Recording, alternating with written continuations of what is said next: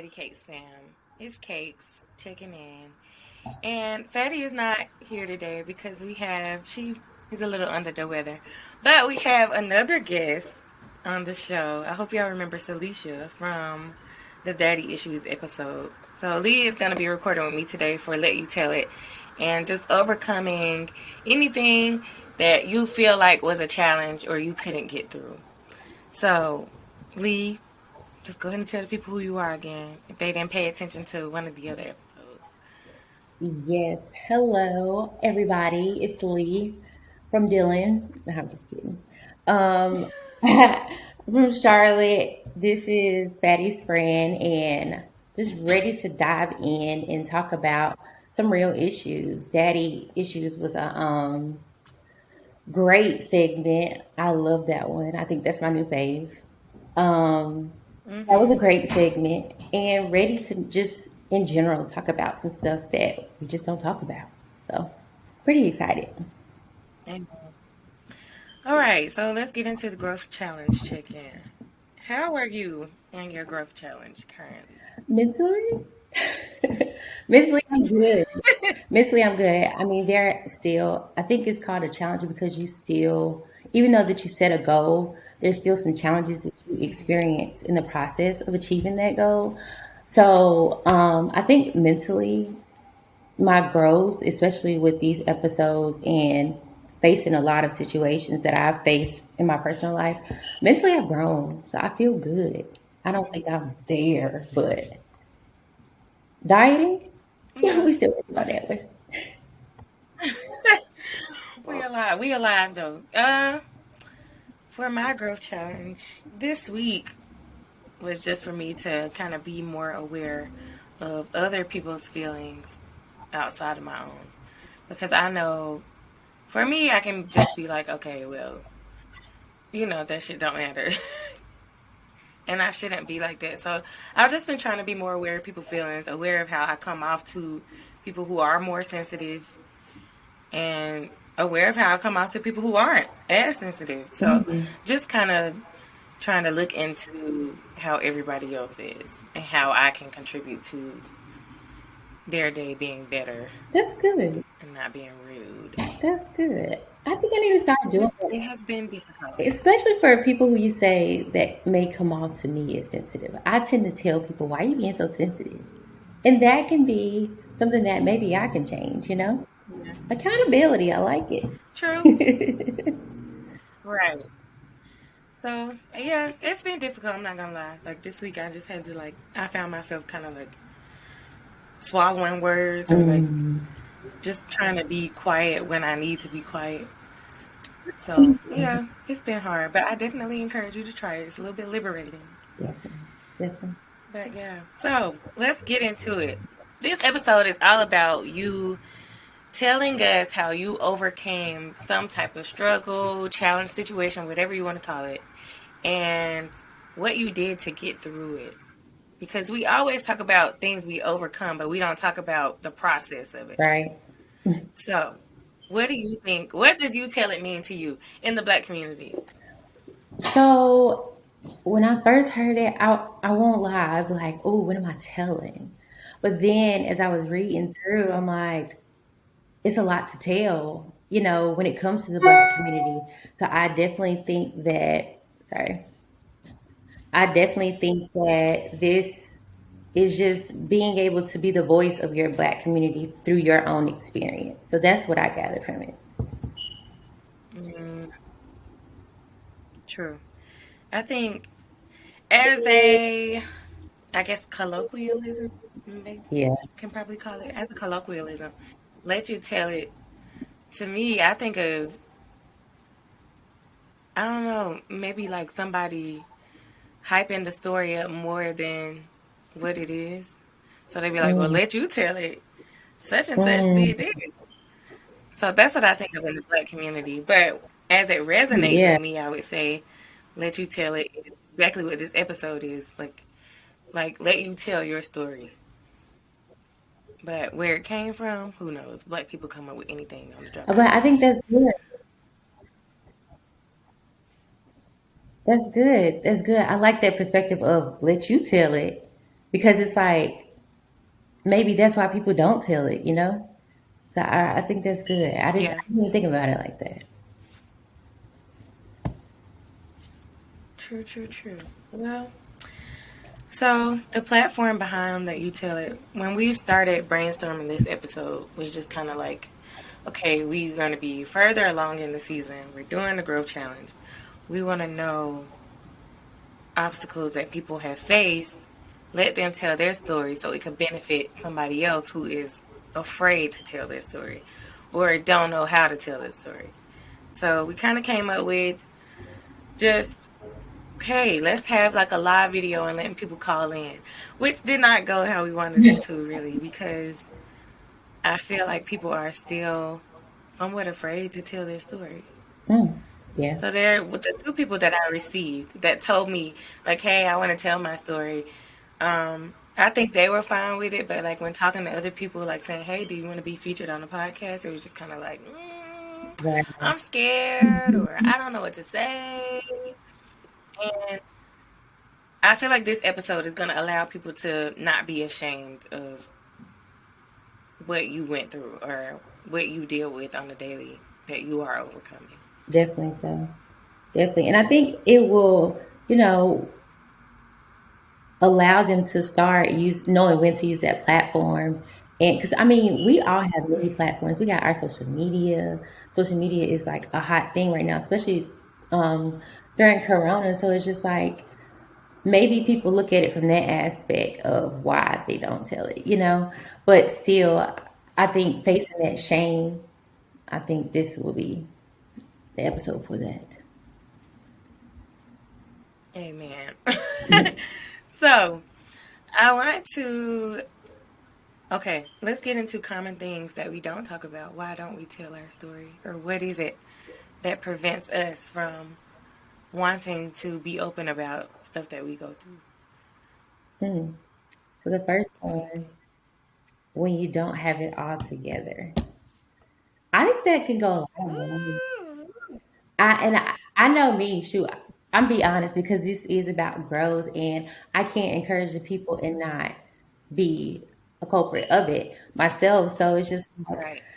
for me, I know how that feels. Like when you grow up, and this is just my personal story, not to say everybody grows up that way, but some people don't have the knowledge of having it together. Or some people don't even know what their together is, you know? So, but I know for me, a lot of times when I didn't have my mental state together, and I know I couldn't show up to be a good sister, to be a good friend, you know, I'll just go ghost. That comes back from that daddy issues segment of where I said, Yeah, I remember you telling me. yeah, so that's something that I used to do, or if I was ashamed of, even if it was financial, because having it together, a lot of people tie that with success and having money. But even from a financial standpoint, like I think a lot of people find shame and think that, oh shoot, I don't have it all together because I ain't got the funds. True. I think that's a big part of a lot of people not wanting to come forward about nothing they're going through because you put on a face to the world around you. And who you are in public is totally different than who you are in private.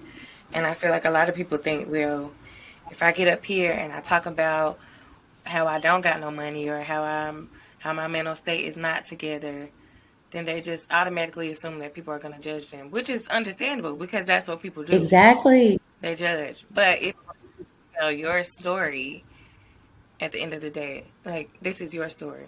Whatever somebody's trying to judge you on, I promise you, everybody got at least one skeleton in their closet. It ain't nothing that nobody can tell you about what you going through because they already going through something on their own, more than likely. Definitely. So I'll tell you, that's true.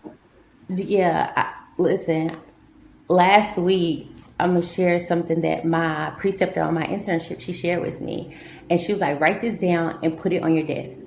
And she said, "Why should I care what you think when your opinion will change?" And it's just like that makes you think. why should I care what a person think if their opinion can change? Like, people go in with this Yes. pride, and it's just like, oh, I'm this, I'm that, when they know I may be struggling or mentally I'm not there. And for me personally, that was why she shared it with me, because mentally I couldn't show up. And she was like, but you cared about what everybody else would think if you just share what was really going on with you. And that's not even sharing your business, but it's just sharing like the truth. And that's what this is about, the Tell truth. sister preach. Girl. Preach. Very true. Yeah. I agree with that. I like that. Yes, girl. That why should you care if somebody's opinion can change? Amen. Mhm. I gotta write that on my. Yes, I listen. Listen. People got to stop having these idols. Well, Oh, yes, true. So that made me think about like Sweetie and Quavo's relationship and how they just broke up, right? girl, it's Everybody getting thought that it was like goals and now look at it, it's family involved, people talking shit, and it's just like, okay, girl. so this really ain't what we thought it was. Because everybody Nope. really do put on the facade. Like she said in her tweet or whatever, she was like, it's more than just gifts and nice things. Like, I was really going through something. So that really let me know, like, famous people are real people. Like, they go through shit just like we do. And the way dudes not shit in Absolutely. regular life, they not shit in famous life. Like, so I really feel like that put that into Okay. perspective when you say stop idolizing things, because look at that, like the whole situation. We thought they really had something, and I even saw where my sister commented on one of the shade room posts. She was like, "Dang, I thought he was one of the good ones," and like, look, We got what she so said. You being intimate with the other women. I was like, oh, dang. that was my thing. Because I feel like there's also a difference. There's a difference between you just messing with another woman, but when you actually being intimate with other women, because intimacy goes outside of just sexual intercourse. Listen, So if you're cheating in an intimate way, then that is like super harmful to the relationship, because now you're not here with me no more. You bringing in somebody else's energy into what we supposed to have that's already sacred. yeah. But So I I can think, imagine. yeah, I think like that definitely was like, whoo. And that just made me realize, and to just go back to the overall topic, like, if you've been dealing with this, sis, why y'all been glorifying y'all own relationship? Of course they have people that's glorifying the relationship because they look at them as their idols. But don't put on this face for us. Like, I feel you. I feel your hurt. Been there before, maybe. But why you was Right. everything was all good. We just need to. And I'm not saying publicize your business. You don't have to do that. But also, There's a difference. and him too. I'm not even gonna put the blame on her. You gifting her all this stuff and gonna send a repo man to her house. That's ghetto. Very ghetto. But I think, yeah. I think that's a good story to tell too, though, because you do overcome things in relationships. Relationships can be very toxic absolutely. because can be very toxic. So, Mm-hmm. yes. All right. So, moving on. What else do we never talk about? We Um, said religious beliefs. yes, so we said religious beliefs. So my thing is, now we're in a new age as millennials. We're all becoming in tune with ourselves. And while on that journey of being in tune with yourself, you realize a lot about the beliefs and practices that was instilled to you as a child and the perspective, like the Bible, for instance. I'm a Christian, and not to get that religious about it, but there's certain things that my grandparents or somebody preached to me that I'm like, okay, I get it now as an adult reading it myself, but it wasn't like that. That's not what they mean. So, Yep. but I think we don't talk about that too because a lot of us don't want to let those people down. So we don't really express it. But now a lot of us are coming into our spirituality and we're coming into it and we're letting these people know. Yes. Okay. Yeah. I agree with that. Not wanting to let people down and just sometimes avoiding confrontation because family can be very confrontational, especially if you are Christian and you don't necessarily believe something in the Bible that they believe. Or it could just be what I tell people is the Bible is solely up to your interpretation. Not just because a preacher can give you what his interpretation is on it, but if you interpret it a different way, that does not mean it's wrong. Because it's your spirituality. That's your journey to walk. You're not walking the preacher's journey. You're walking your own. So I think where a lot of people in my family kind of get annoyed is, like I said before, my uncle we got this group chat. My uncle just be in it telling my cousin he going to hell and all this other stuff because he said he don't believe in the Bible, but he believe in God. So he's like, well, the Bible been written by this many men, this many languages. How do we even know what's true and what's not? And I get it because when we, growing up in most black homes, you're not supposed to question God or the Bible or why things are the way they are. That just is. And that's it. You leave it alone after that. Right. And I feel like the reason why they say that is because they don't have an answer for you. So that's why they say don't question God because they don't know themselves. I totally It's a hard topic to talk about because they don't get it. I totally agree. And I think that's one of the that's a hot topic within family that becomes friction right there because they are so stuck. I won't say stuck because it sounds negative, but they're so planted in their belief that it's just like, I don't care who challenge it. My answer is still my answer. And they still gonna tell you that. And it's funny because it's just like yesterday I literally had a friend I was joking with and she was like, girl, our grandparents ain't scared of nobody but the Lord.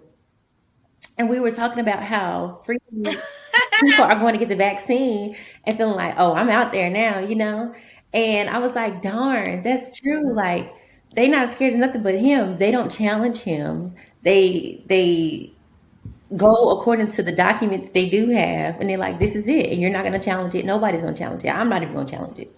So, yeah, I think that's strong in their faith. Absolutely. Absolutely. And like I tell my grandma, that's not to say And I not. think that's good. Right. It's good. I just think they need to be more open-minded when it comes to it because things can definitely change. And I feel like, especially us as millennials, we always question everything. Like, there's always a why. Because to us, if it don't make sense, then I'm going to ask why. What am I doing it for? And that goes into work too. Like, I know for me, if I don't know why I'm doing it, I'm gonna automatically think it's busy work. And listen, and that goes with people careers, and I think that's another avoided like topic is I don't want to be here. And you don't have to necessarily tell your employer that specifically, but it's okay to feel like that, because a lot of people go into careers or go into places or organizations and then realize that that's not their purpose. And I think because they may not know what road to take next, it's just like, I don't want to tell them because I kind of need it. Like, talk to your lawyer, So I think that's another thing. We don't talk about jobs because even my grandma, what you want to do? Girl. I don't know what I want to do for real. I'm grown up and still don't know what I want to do. I feel that because even with my job, it's the same way. The people in my job don't have no boundaries. So they feel like, oh, I need you to approve something. And I'm off work, off the clock. This could be like 8 o'clock at night. And you need me to approve something because you put it in late or whatever. And I don't talk about that to them because it's like, I don't want to seem like they're a disservice to me. But at the same time, I need to kind of set up that boundary and be like, look, I'm off. I'll do it first thing in the morning when I get into work. Stop messaging me at 8 o'clock at night when you could have messaged me the 8 hours I was at work. Yeah, Absolutely. I don't get it. I think that's why a lot of people are going into business for themselves, especially young blacks in our community. We are going into business for Yeah. ourselves, but I know one thing for sure, just off the record, I do have to tell y'all this. Be customer service. I'm all here for black businesses and understand why they can't work for corporations and they're not scared to use their voice to tell you, this not for me. And you go into business for yourself, but also always remember whatever business you serve, customer service is number one. Okay. But Yes. I definitely, yeah. Yeah. That's okay. Yeah, a little off topic, but I want to piggyback off of that because black people do this thing where they'll be like, oh, yeah, I don't want to support black businesses, blah, blah, blah. My issue is if Nathaniel down the street selling hot dogs and I tell him that the onions are missing from my hot dog, Nathaniel is going to be like, oh, okay, let me give you some onions. Most of the time, if this is a black hot dog person selling hot dogs, it's going to be like, well, I didn't hear you say onions. You didn't want onions, blah, blah. Like, the customer service aspect is why some of y'all don't get no business because you don't know how to treat people and just expecting money from people immediately. And that's not how it works. It's a transaction, yes. But are you treating me nice? Like, I'm not saying you got to kiss my ass. But at the end of the day, there's a certain way to be in a business. The customer is not always right. Right. But to a certain extent, you have to understand sometimes you're going to have to bend over backwards for your customers in order to get people to come back. Absolutely. Because that's how business works. Absolutely. But I feel like people don't want to take no business class. And you know what also it is? Well, I believe it is too.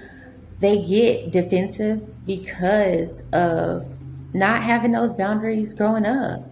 They automatically feel as though that they're being ridiculed because growing up, they always got ridiculed maybe, or people always treat black people like extra hard on them. You want to succeed, I got to be on you like that. And people hold you to this certain degree. And then now when you come up and you are in your business by yourself, you feel like, oh, and it's just like, calm down, sweetie. I'm just trying to help you. I think that's another thing. Like, people need to be more receptive and just being honest with people.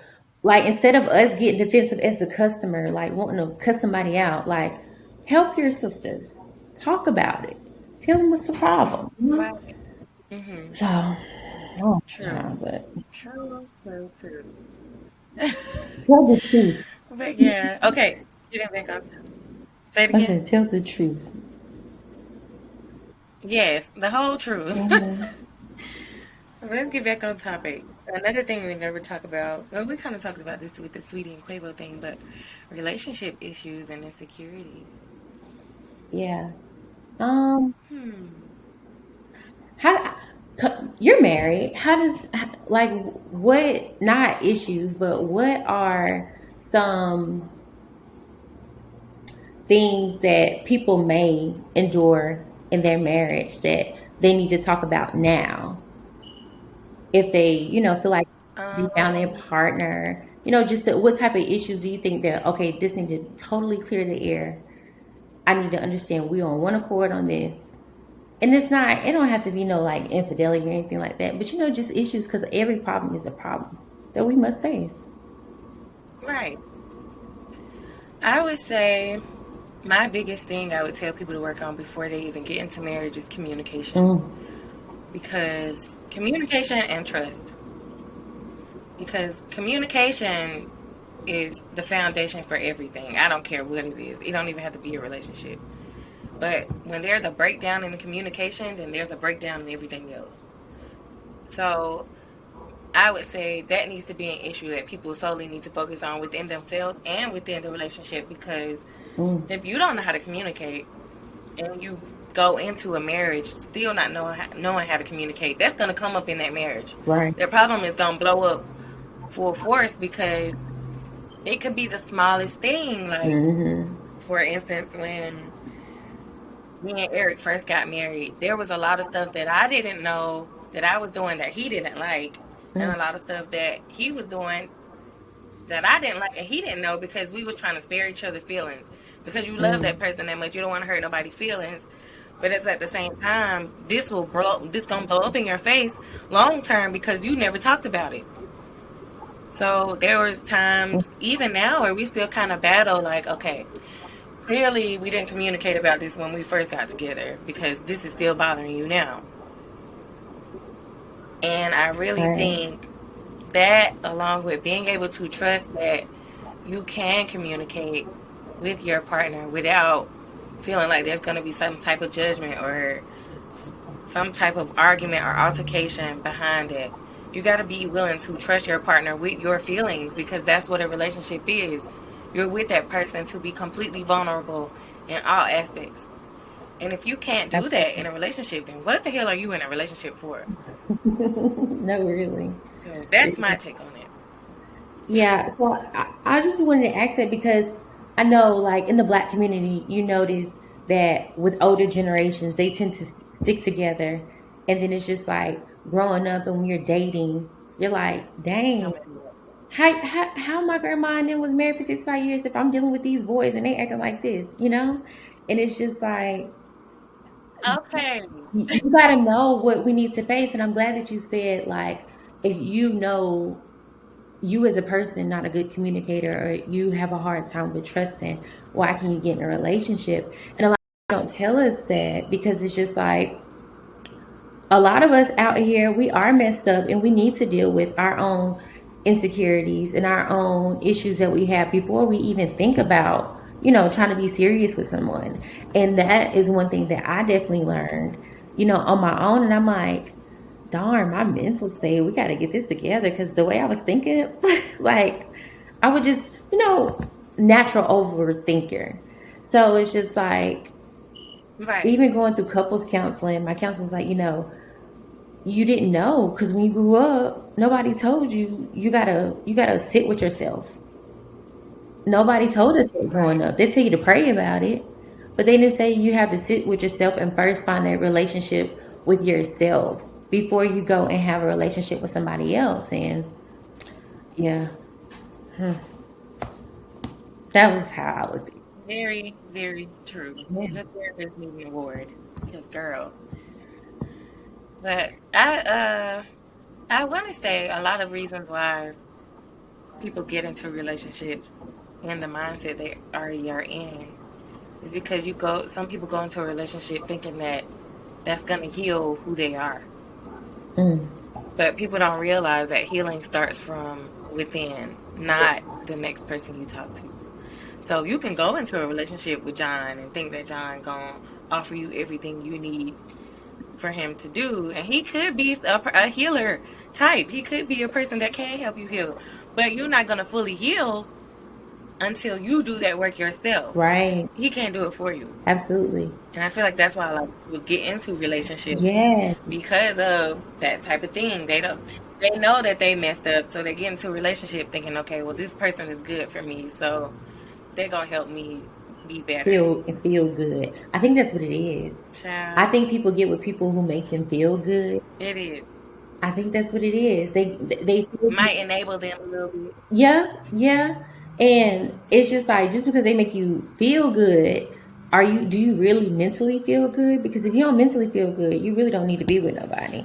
And I think that's another reason why a lot of people stay together for a long time, because it benefits them back in the old days. I mean, especially financially, something that we don't talk about, you know, in the Black community. We don't really, it's very seldom you come across people who know good financial habits in the Black community. And it's because they didn't teach us that in school too.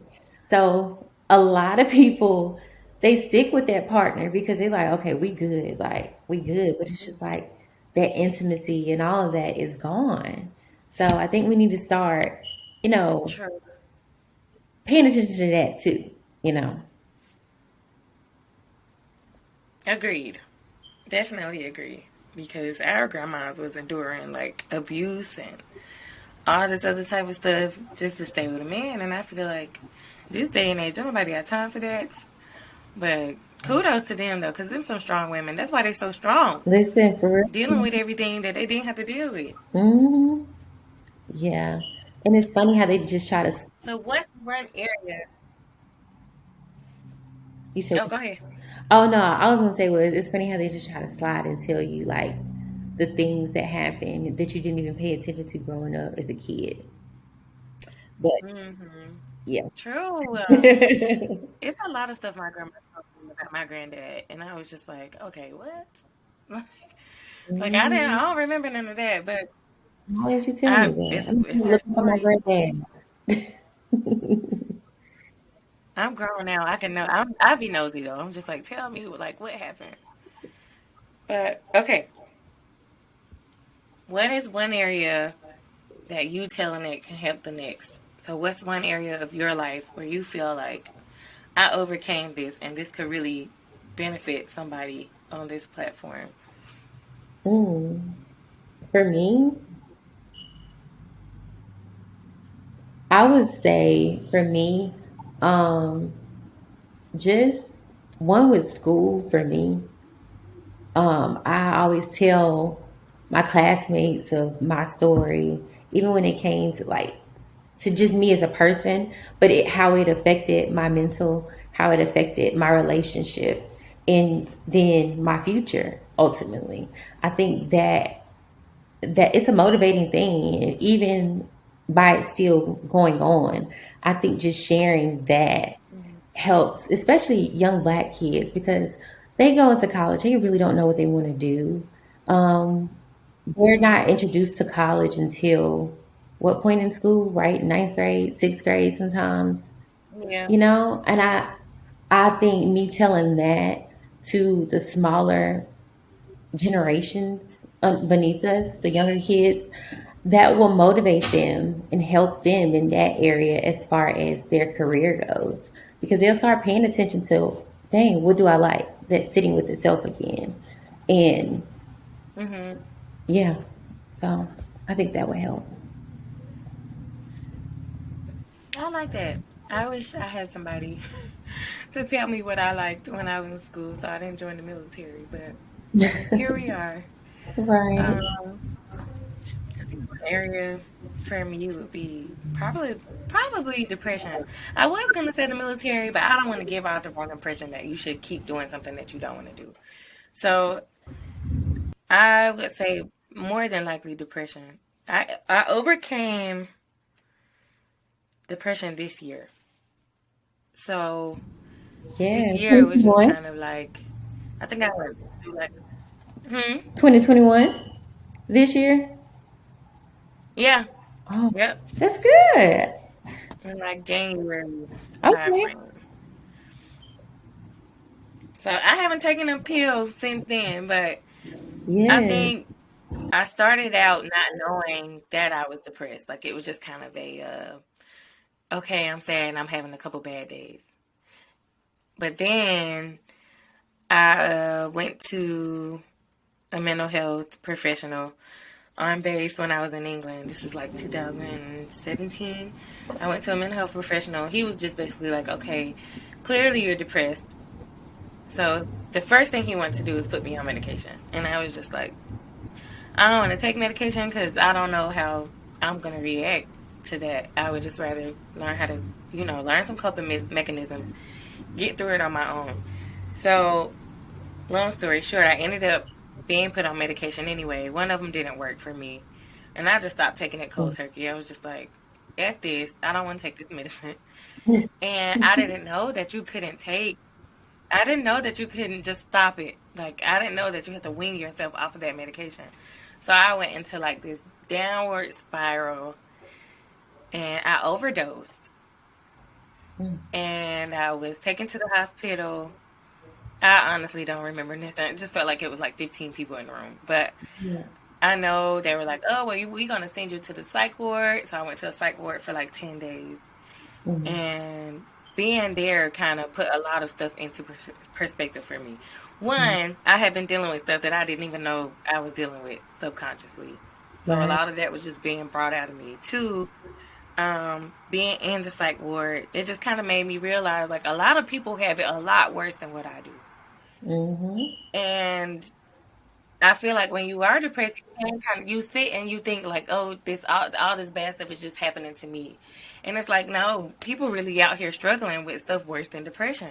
And I did not realize that until I went to that psych ward and I see people with schizophrenia, bipolar disorder, borderline personality disorder, stuff that I have never even seen in real life, only ever seen on television. Right. So just kind of going there and then PCSing here and having to sit with myself more and realizing how unhappy I really was, how toxic I was being as a friend, how toxic I was being in my relationship.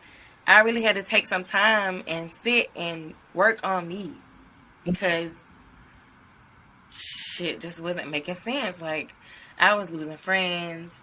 Me and Eric was going through it at some points in time because I wasn't working on myself. Right.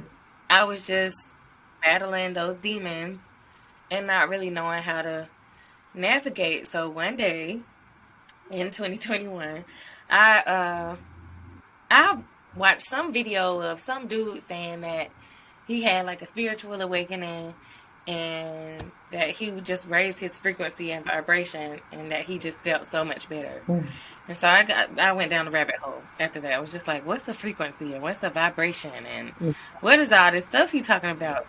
And once I got into it, I was like, maybe it's not depression. Maybe I'm just spiritually awakening. Right. But I was avoiding it. Mm-hmm. So it took time for me to like sit in it. Then I started following the Hood Healer. And I started following other people. And it started making sense. So I was like, okay, maybe this is what it is. So maybe I'm just aligning with the universe at this point. So I see repeating numbers. Yeah. Don't know what I'm seeing them for. Irritated because I was like, I feel like I'm trying to break through something, but I don't know how to break through it. But after a while, I just learned how to just let go and just let shit be what it's gonna be. And so then I was just like, I'm not doing it. I don't have to do it no more. But yeah. Right. So I honestly get that. I get that, and I hear a lot of people who become spiritually awoken. It's a breakdown like that. It's a breakdown for your breakthrough, and it's I don't know, and I won't say that I've experienced that because I don't feel as though that I have, but that's good, and that's good that you're able to tell that story because a lot of people go through that. Girl, it was scary. It was a scary thing. So A scary thing. I didn't know what to do after looking stuff up. I didn't know what to do. I didn't know how to start. So I just went to the store and I got some crystals and I started from there. So I was like, well, maybe this will help me get to where I want to go to next. Because I didn't know how to navigate the spiritual world really because I was raised hard Christian. And I feel like when you are a Christian, people kind of look at it like, oh, you talking about you spiritual and all this other stuff. Where does God come into play? So when I started this journey, I kind of felt like I still believe in God, but I don't necessarily believe in religion. That's my thing. Because religion is set up to be rules to me. I don't necessarily believe in religion, but I do believe in God. I believe in a higher power. And just kind of going through the motions of it, I was scared because I was just like, well, if I let go of Christianity, am I still going to hell? Or is there even a heaven or a hell? Like, asking all these questions, it was scary. Right. So, yeah. That's definitely a good growth story, though, because now you're at that point where you have a higher level of discernment because you can see clearer and you know how to judge things, not even judge things. It's just know what's for you, know what's not for you. So that's really good, especially overcoming depression, because when you're depressed, I know I have a high anxiety level, borderline depression. And it's just like when my anxiety gets too high, it's like I just fall, and everything is jaded. Like all your thoughts are jaded. So once you get to that level of being able to see everything clearly, like I know it feels good. I know it feels good. And that's a Girl, growth. Growth. it do.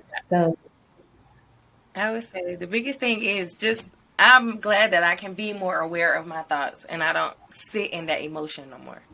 mm, So I can mm. just move forward and be fine with it. And But that's yeah, in something the that beginning, but that's what the people need to hear though. Like they need to hear like I there is a such thing as God, but you're free to believe what you want to believe, but just know like have a clear mindset because we again going back to church and religion, we were instilled all these thoughts and now that we're beginning to realize like okay no life really works like this. I understand the Bible, I hmm understand it, but this is how life really works. This is the divine hmm order right here. And that's what people, right. we need to know. And we need to be okay with saying that without feeling the outcome of shame or judgment. Yes, exactly. Yeah. So I got two stories before we move on or close this out. Okay. So remember DJ from Daddy Issues? Yes. DJ had his story of overcoming. It's not about his dad or his mom. Okay. But he said I grew up with a crooked eye. Or hold on. Or I was cockeyed. That shit sucked hearing all the jokes and shit from other people, even family. It was definitely bullying, but I didn't let it kick my ass. It made me have tough skin. I was very afraid to talk to people, like look them in the eye, and I was afraid to take photos. With the military's help, I was able to get it fixed, but I still moved the same as if my eye is still messed up. Other people's jokes and criticism definitely pushed me to change how I looked. Shit sucked, but I never let people know they was killing me. Man, I got stories for days, but things I overcame. These are some things I overcame. Mm, So that's good. I think that's probably an insecurity he had, and people was playing on his insecurity. I was just about to say that's good because like when you're growing up and you're going through grade school, these kids got jokes for days. Like Okay, and they're ruthless. and they are mean. So I can understand, They are. now again, like he said in the message, he has tough skin, but this is why we as parents got to do better too. Tell your child you're beautiful, you're handsome, you're adorable, Mhm. even with the impurity such as that. So Right. that's good. That's really good. Yeah. I'm proud of him. I feel like I don't know. I only been following DJ for a couple years when I was supposed to deploy to Turkey, Hmm. but I can see from when I followed him then to now that he's open to growing That's good. and just being better. So I'm happy for him and just being able to get his eye fixed. But him just saying like I still act like my eye isn't fixed, it's humbling to me. Hmm. Like very humble. So shout out to you, DJ. And then I have one more. We got one from my friend Aaliyah. So she said one thing that I have overcame that I thought I would never have to do is be a single mother. She said, growing up, I always dreamed of raising my kids with the father of my children, and but fortunately, I haven't had that opportunity yet. Being a mom in general is tough, but being a single mom so far has been the most challenging but rewarding thing I have ever done in my life. Although I do have a co-parent, living on two different continents is basically doing it alone. There's been a lot of lonely nights, moments of discouragement, and sometimes feeling as if you're just not being a good mother. But one thing that I've learned is that no matter how discouraged you get, how many times you drop the ball on something, or even just not taking your kid to the park because you're too tired, your kid will love you no matter what. And for me, that is how I have been able to overcome this crazy, lovely, fulfilling single mom journey. Yes, you go, Elise. So, That yeah. no, for real, that's good because I've been in that predicament where at one point I was a single mom, and it is hard. Being a mom, It's hard. it's a duty. It's a duty, and it's just like it's a never ending job, 24/7. even when your partner is there, we're the nurturer, like I said, in the daddy issue. Yeah. So, to hear that she still recognizes her child's love, because a lot of parents don't realize the child's love is so pure. They want to give you so much of Mm-hmm. it.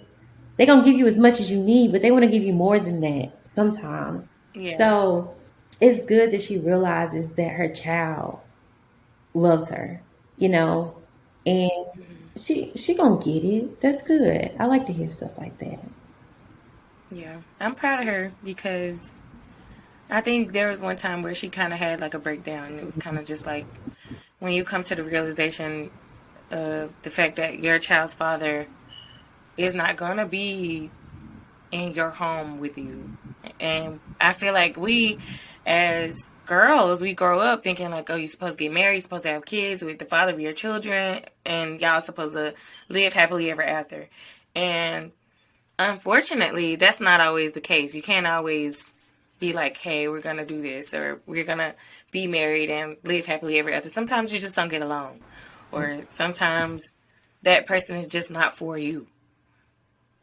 And I'm happy that she just was able to overcome that feeling of thinking like I have to be with my child's father. Because you don't. You can be happy with somebody else, and that other person can love you and your child just as Yeah, much as you felt like your child's father should have. definitely. So I'm happy she overcame I that. definitely agree on that. A lot of people do have that notion, that mindset, I have to make this family work. I have to.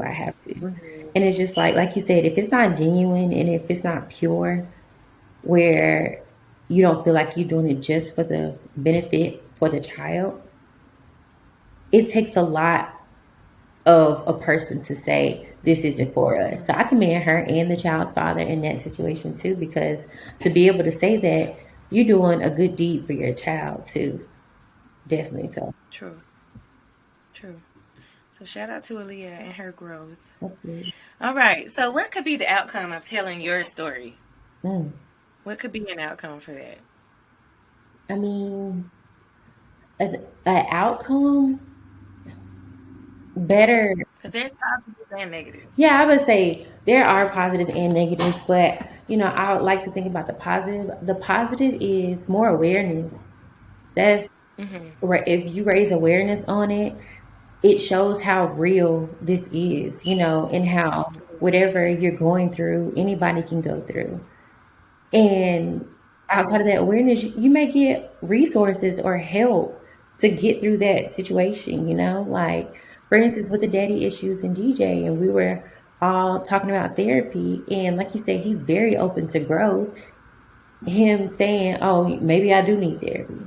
We raised awareness Right. on therapy, and now each one teach one. We're sharing our Right. resources. So I think those are two good things, outcomes. I am so proud of him too. I think he might start going, so we'll see. But a negative aspect could be judgment or criticism. But I don't want that to deter anybody from wanting to tell their story, because I said that earlier. Mhm. Like, people are gonna judge you regardless, because according to the Bible, they judge Jesus. Okay. He was supposed to be perfect in God's image. So if like anybody can judge you, Yeah. that embarrassment, people being embarrassed to tell their story, Hmm. which you shouldn't be embarrassed, because it's what makes you you. Absolutely. Whatever you going through or whatever challenges you have dealt with is what makes you who you are. So I don't think you should be ashamed of any of the things that you have gone through, especially if you've overcome it. Right. And don't worry about That's just people trying to tell you what to do either, because people always got a rebuttal. Like you can have your plan, you can have it figured out, and you share it with somebody. And once you share it and tell it to somebody, they feel like they got something to say about it. It's just like, all the just time. forget about it. Don't even worry about it. But that is the There's always outcome been too. input. Right. But yeah. But I will say the benefit of telling your story is you feeling lighter, free. Like you don't have to hold on to that Mm, anymore. yes. And it being that you know that you can overcome even greater things. Absolutely. Absolutely. Release is good. I like that. Amen. Release is always good. Please. All right, so let's wrap it up. Anything you got to say to the people? No, just share your story. Don't be ashamed about it. It's not about telling your business. It's just really being your authentic self at the end of the day. And that is what we're all here to do, is just be our authentic selves. We don't have to lie to kick it. You ain't got to lie. Okay. Very true. I agree. Just know that it's okay to share your story, regardless of who's judging or looking or listening. Your truth is your truth. And if you feel like, hey, I think I have something that'll benefit somebody, just email us at FattyCakes, V as in Victor, S as in Shana, at gmail.com, and we will always be here to share it for you. So we look forward to seeing y'all next week. And thank you for joining us, Selicia. No problem.